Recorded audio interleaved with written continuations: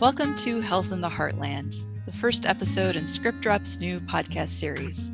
In this episode, we'll discuss rural health, the problem of medication non-adherence, and how innovations like prescription delivery can help vulnerable patients get the care they need. We're grateful today to be joined by two wonderful industry experts, Perry Lewis and Pam Schweitzer. But first, for those of you who don't know us, a quick intro of ScriptDrop. ScriptDrop is the only healthcare IT company specializing in healthcare access that serves patients in all 50 states. Since 2017, ScriptDrop has been improving drug adherence by delivering medication access opportunities and offering our customers a robust platform, long-term data storage, multiple service levels, and first-in-class customer service. I'm Lauren Carpenter, the writer/researcher here at ScriptDrop, and I'm very pleased to introduce our two guests. So first we have Perry Lewis. Perry is ScriptDrop's industry relations consultant. Perry knows everyone and has so much experience that he shares with us. In fact, just a few weeks ago, he retired as chairperson of NCPDP after 4 years as chair, and he has been on the board for 12 years. Our other guest today is Rear Admiral Pamela Schweitzer. Pam is the first member of ScriptDrop's new advisory council, which is now about 5 people strong. If you don't know Pam, you are in for a treat. She has retired from her positions as Assistant Surgeon General and Chief Professional Officer of Pharmacy for the United States Public Health Service, but she's working harder than ever, and she was kind enough to join us today. So with that, I will hand it over to Perry, and we'll start the conversation. Well, thank you, Lauren, for that introduction. It's a pleasure to be speaking with you today, especially with Pam. I've known Pam for many, many years, and I was trying to think back on that, exactly how many years. It's got to be at least 12 to 14. So many years ago, as Lauren said, I began to participate as a board member for NCPDP, the National Council of Prescription Drug Programs. And we began to go to DC to talk about actually who we are as a standards development organization, because legislators and their staff and agencies didn't know who we are and what we did when it came to pharmacy and connecting providers and pharmacies with prescription benefit management organizations. And one of our meetings was with Pam while she was serving as a Surgeon General and Chief Professional Officer of Pharmacy. So her passion was evident way back then.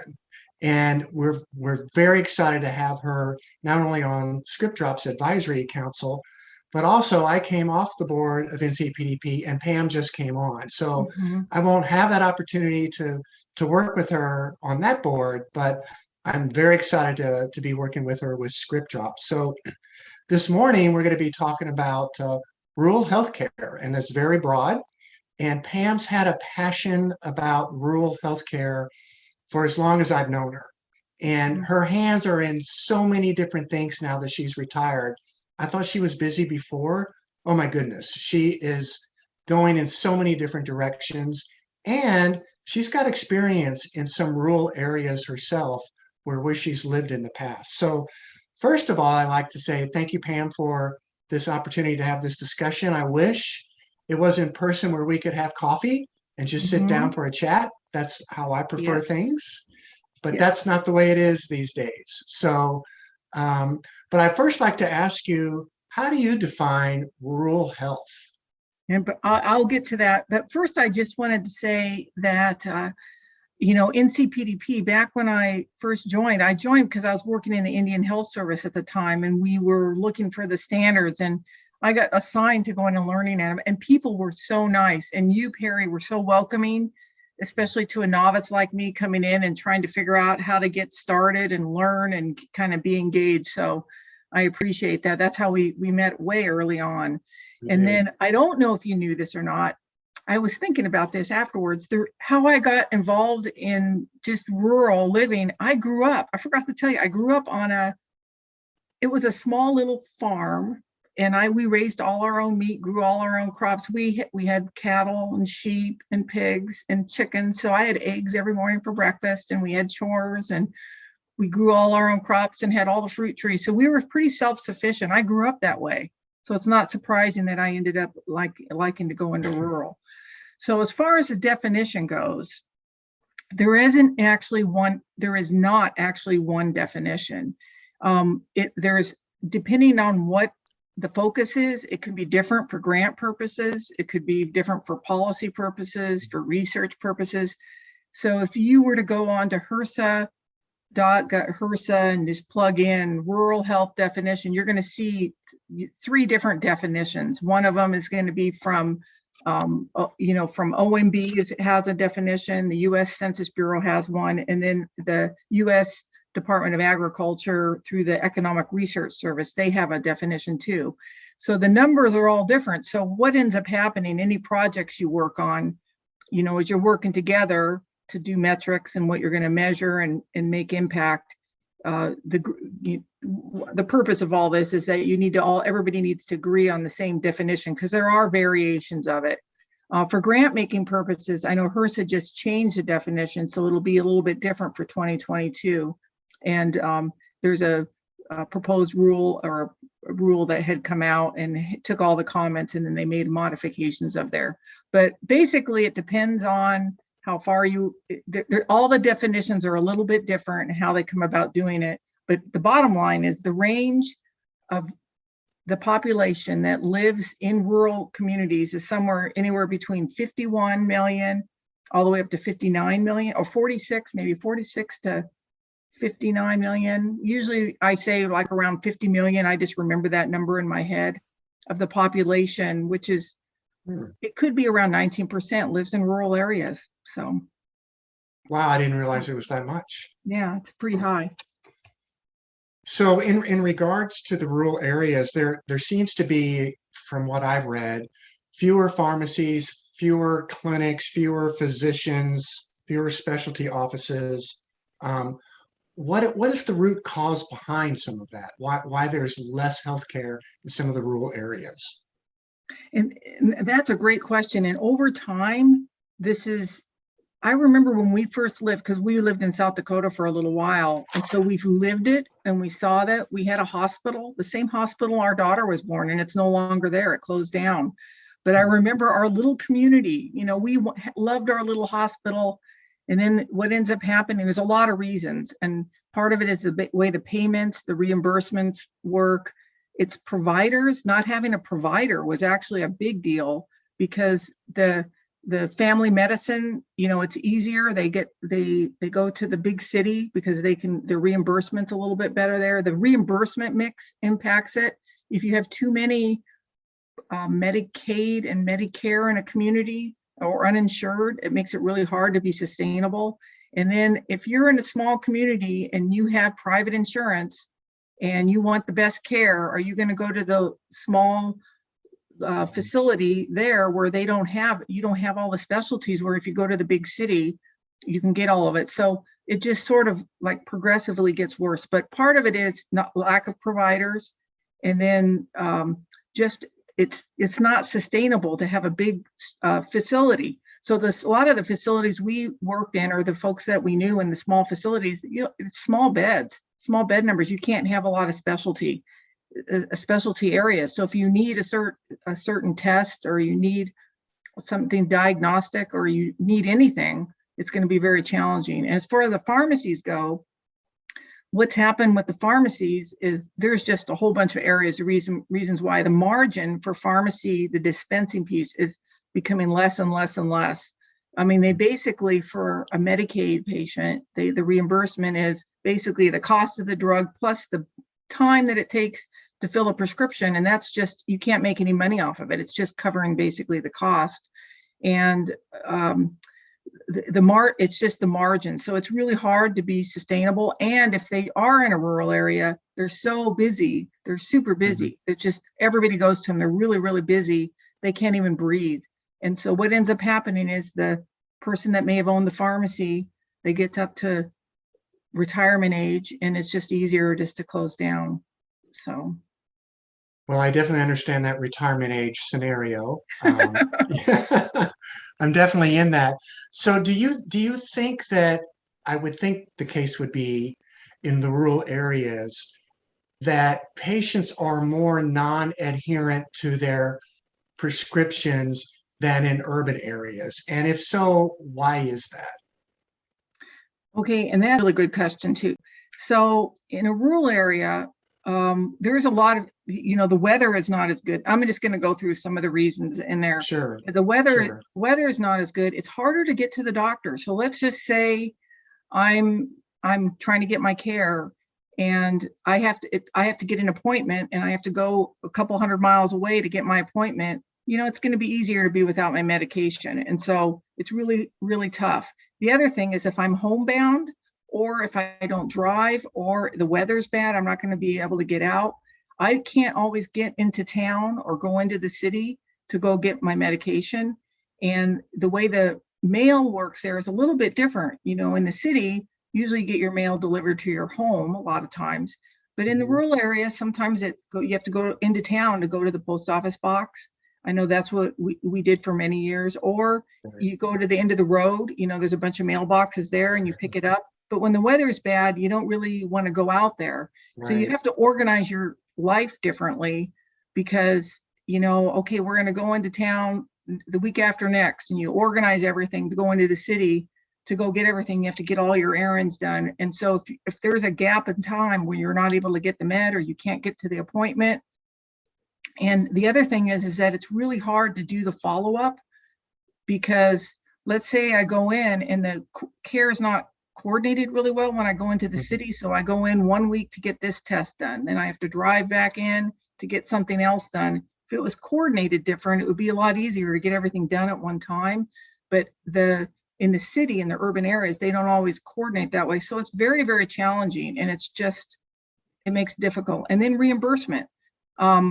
A lot of the folks are underinsured in these rural areas, or here's a big kicker thing, here's that patients with Medicare, they didn't sign up for Medicare Part D.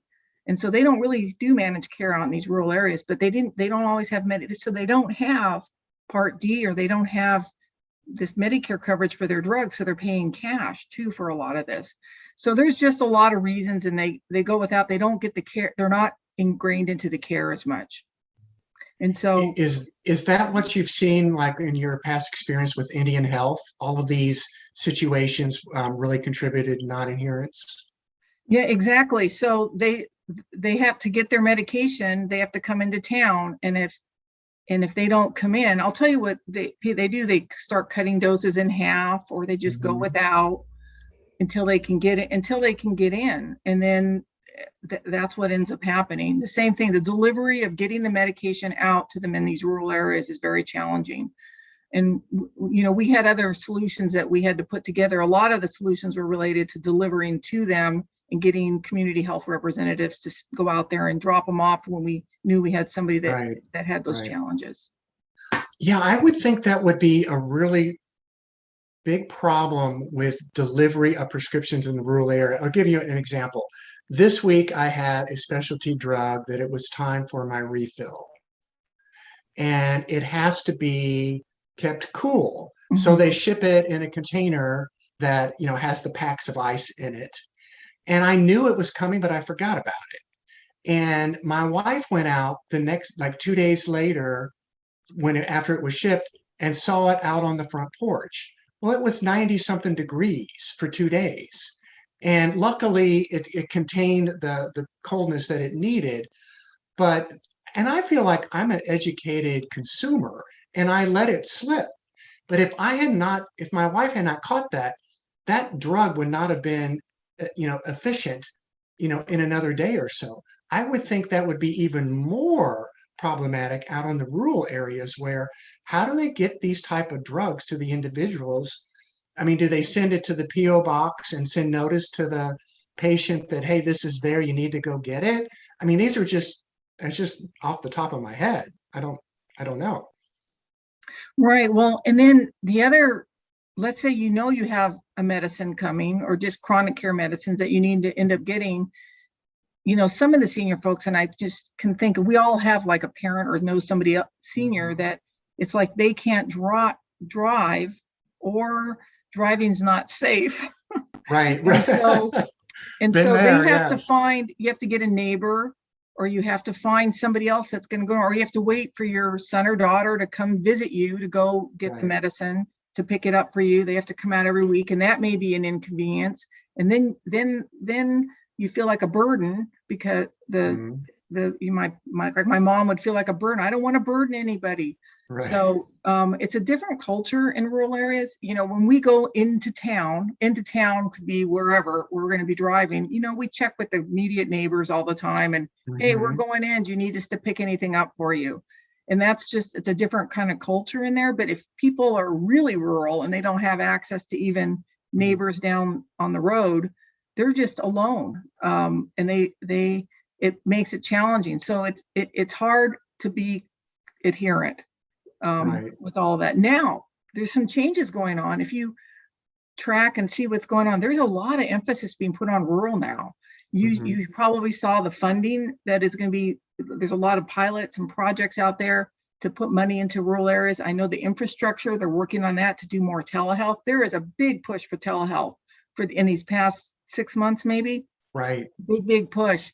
So now we're going to be able to have that access, not being able to go to the doctor, but we still have to figure out how to do the test, how to do the labs, and how to deliver medications and supplies. And we still need that infrastructure, still needs to be in place. So 20% of the population is in rural areas. That's a large number, and that's a whole opportunity right there to figure out and find creative ways to improve delivery of medications, improve transportation and improving health. Right. I would think, especially after the last year and a half with the pandemic, telehealth just rose to the occasion. Mm-hmm. And like, as you said, you're seeing more and more emphasis put on telehealth, funding behind that.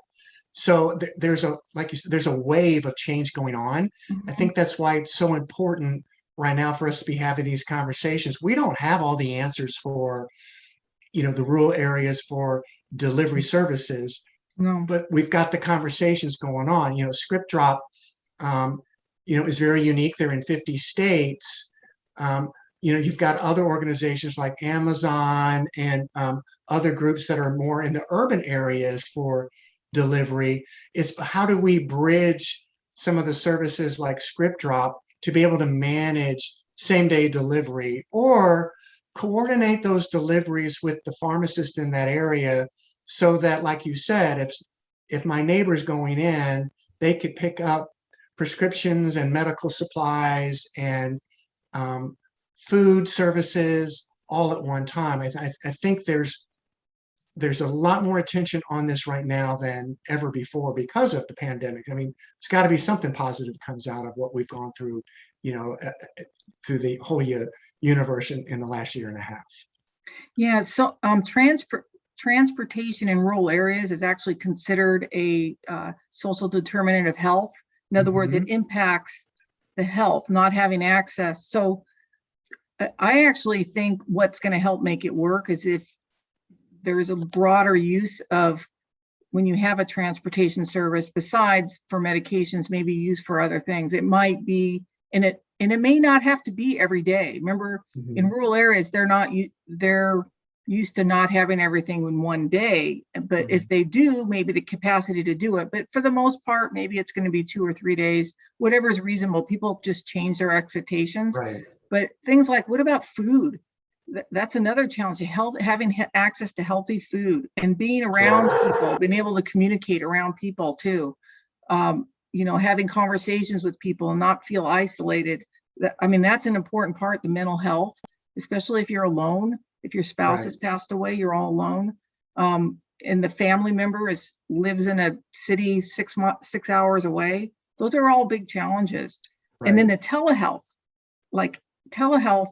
there's some technology that people need to learn how to use, and someone's got to help them with all of that. I didn't realize it. I thought by now it would be getting better. Just recently we had a friend that was in the hospital in our rural area. We were out of the state at the time, and he came home, and we were like, we love him so much. We wanted to order and have dinner delivered to him and have some food for a few days because we knew he was alone. His daughter couldn't make it up, and I couldn't find anybody to deliver it to him. I called Wow. everyone. I know. So I felt awful. So Well, I mean, these are definitely gaps that need to be filled. And I think if we could prove by getting these prescriptions delivered, on a daily basis when they need to be in rural areas and also urban, that adherence is better, then the health plan, we've got the data to show health plans and Medicaid and Medicare that the adherence levels are much better. The social determinants of health have improved. Are they willing to pay for the services of having these delivery services paid for themselves other than by the members? And I think overall, the expenditures of healthcare would go down. It's just a matter of getting that data that we need, that we're looking for.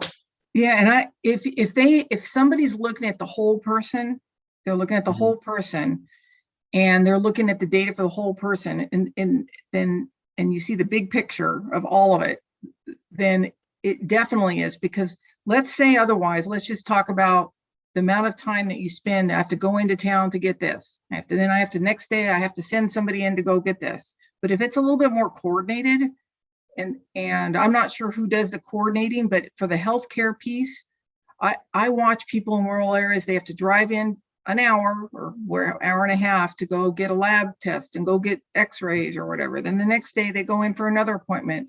Then they have to get their prescription. They have to go back up, and it's a special prescription. Right. So it's not like it's at the local pharmacy, so they got to drive way in to get it. But it would be so nice if somebody could help, and this probably is on the plan side or the healthcare provider side, helping to coordinate some of this to make it more efficient. Well, that NCPDP, they're known in the industry as what they do. It's their mission or standards. And part of the standards, especially with script, is that physicians have the capability of saying there's a flag that when they're sending this electronic to the pharmacy, they could have a discussion with the patient right then. Do you need to have this prescription delivered to you? Oh, that's good. And that's unique in the fact that in the network of pharmacies within ScriptDrop, if that flag comes through, ScriptDrop is notified, and one of their pharmacies has that capability of getting that notification to go to that pharmacy to get that prescription and have it delivered either the same day or have it scheduled, which is even, I would think, preferred for those in rural areas so they can make sure that they're there. Now, in the rural areas, it may be that there's a little bit more cost involved in that because it's not urban. I mean, they may have to drive, like you've said, an hour or so. But I think what we're seeing is more discussions around how to get these services to the rural individuals so that they don't have to keep going back every day. And maybe there is some consolidation in some of these deliverables that maybe even some of the people that we've got listening to this podcast have additional thoughts and services that we could have some other dialogue in the future about how can we bridge some of the gaps that are happening here. This is just a dialogue about how do we change some issues going on. So, I just thought of something while you're talking here. I know for some of the items being delivered, this is where when I'm in those rural living there, and this is all recent. I live part-time there, part-time, in Arizona. Right. But when I'm there, is I get a phone call or a text when they're within an hour away so that I could provide any special instructions if I need to them. But I would think that that's kind of service, or even like when you have an app, so you sort of know where they are, so you can be ready for it when it comes, would be critical, especially for the high cost medications. Right. But if a health plan, we're looking at the overall big picture, what they're going to see is they're going to save money overall. And I have a quick story for you. When I was managing more of the medications, there was an instance where a child was discharged from the hospital and their parent had to go get a prescription filled when they got home, they were written a discharge prescription, and it was something that needs to be compounded. So it's a little bit of a special type of drug. They went to the pharmacy, and the pharmacy didn't have it. So then they decided, well, go back to my hometown. And they went to the pharmacy there, and the pharmacy didn't have it. Now they have all these other little children that they're taking care of, and the pharmacy didn't have it, but the follow-up didn't happen. They fell through the cracks. So they ended up, for this child that got discharged, they never got the medicine. And so guess what happened? 2 weeks later, they got admitted again. So then we've got to make a point of getting this medication, because this could have been prevented. This hospitalization could have been prevented because they couldn't get their medication. And part of it was just when she had the other kids she had to take care of. And so it was just too hard. The pharmacy couldn't get it, and it fell through the cracks. Yeah, I think that probably happens a lot more than we even realize or even hear. We had a conversation at one point about some of the issues that rural areas are faced with.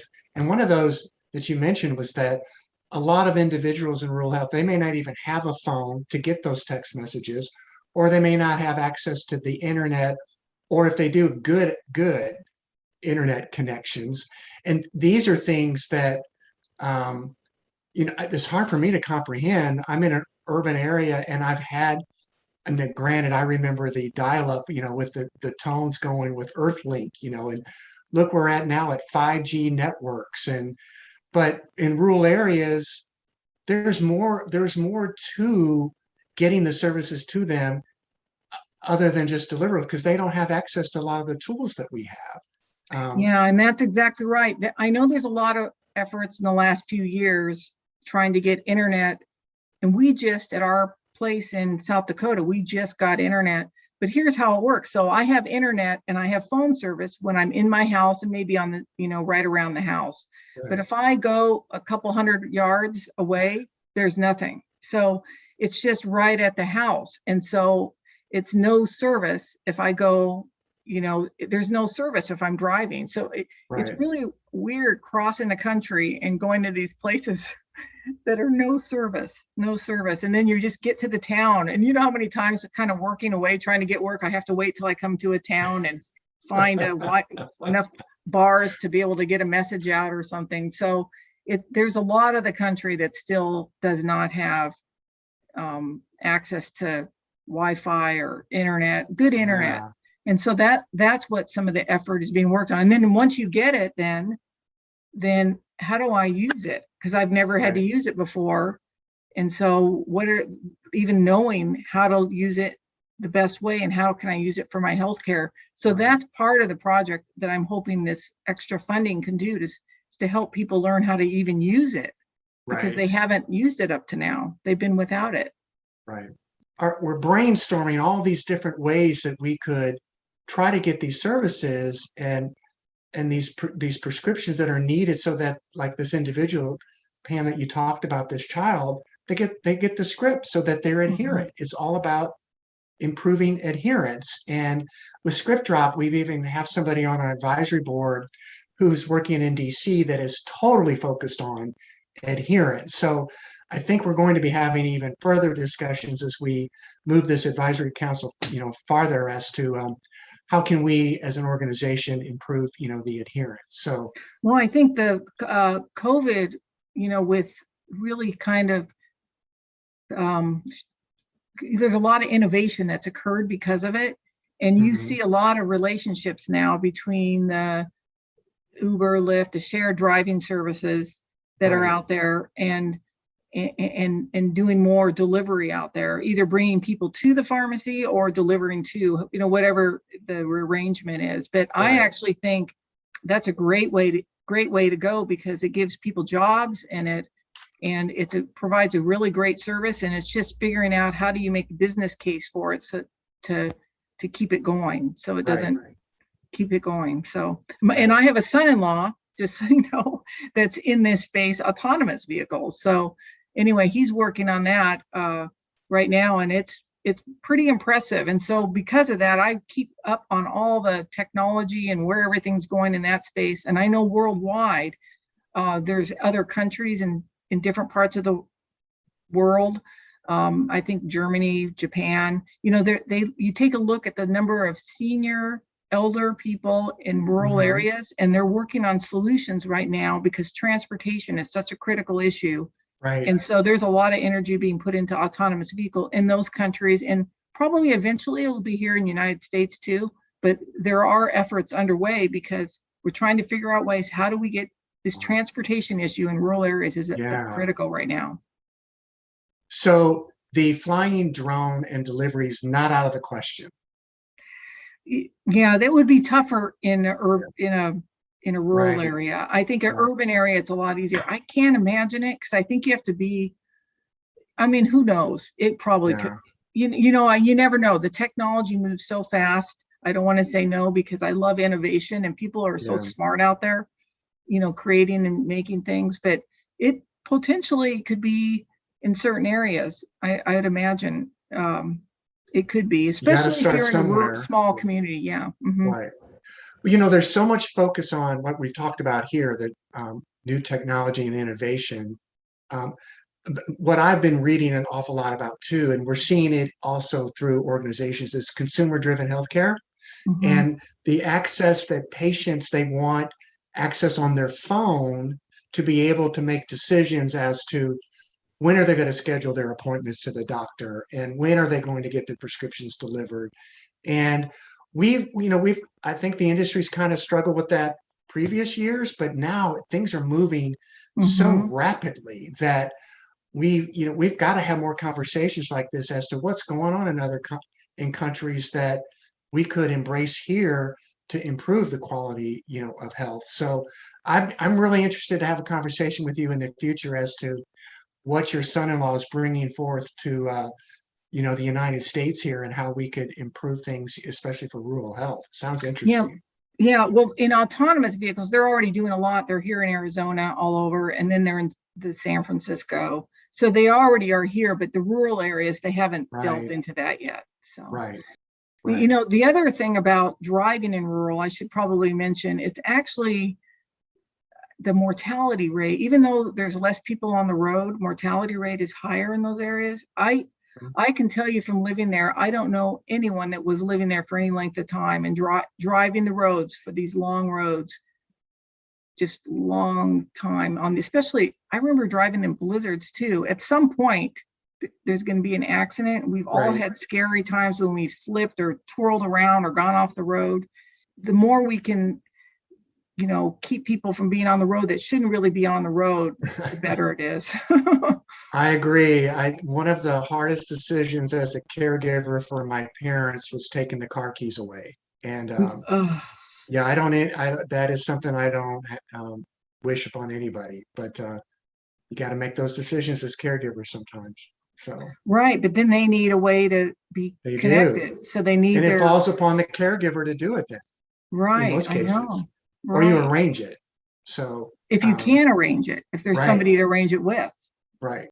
Well, this has been a great conversation. We obviously don't have all the solutions, but I think with what we're talking about with ScriptDrop and their capabilities for, same day delivery or scheduling it, we may not have all the solutions for rural, but I think we've got the conversations going. I'm interested to see, for those that have kind of listened to this podcast today, if there's any other opportunities for collaboration. So I'm going to now turn this back over to Lauren and see if she's got some closing remarks and maybe some next steps for us.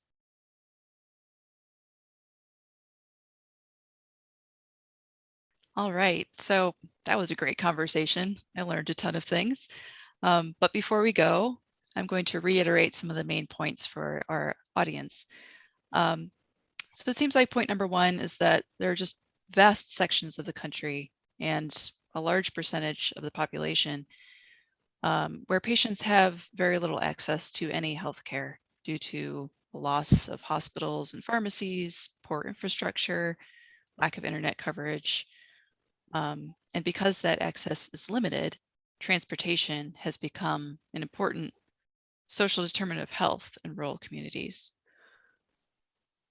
And while innovative solutions like prescription delivery and patient rides can help mitigate some of the problems, It seems like there just needs to be a greater coordination of care to make meaningful change for rural patients. But regardless of what the future holds, ScriptDrop plans to be there to help. And with that, thank you, Pam and Perry, for your wonderful insights. It's always a pleasure getting to hear you guys just bounce ideas off each other. Your expertise is truly a gift to ScriptDrop and to our audience. Thank you to all of you for tuning in.